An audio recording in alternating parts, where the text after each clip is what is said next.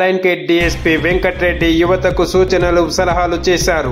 యువత డ్రగ్స్ కి దూరంగా ఉండాలని తెలిపారు. మత్తుకు బానిసలుగా మారి విలువైన జీవితాలను నాశనం చేసుకోవద్దని సూచించారు. చెడు వ్యసనాలకు బానిసలుగా మారుతున్న యువతను దారిలో పెట్టాల్సిన బాధ్యత పోలీసులపై ఉందని చెప్పారు. తల్లిదండ్రులు కూడా పిల్లలపై నిఘా పెట్టాలని అన్నారు.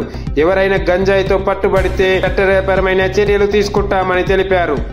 నేను పబ్లిక్ని కోరేది ముఖ్యంగా యూత్ పిల్లలు ఈ డ్రగ్స్ బారిన పడవద్దని మరీ కోరుతున్నాను.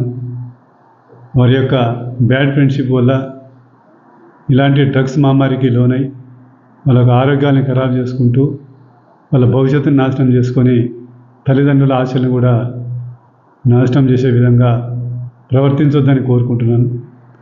అదేవిధంగా ఈ డ్రగ్స్ అమ్మకం కానీ ఏమైనా సేవించడం కానీ ఎవరికైనా సమాచారం తెలిసి ఉంటే మీ సమీప పోలీస్ స్టేషన్లోని సమాచారం ఇవ్వగలరు.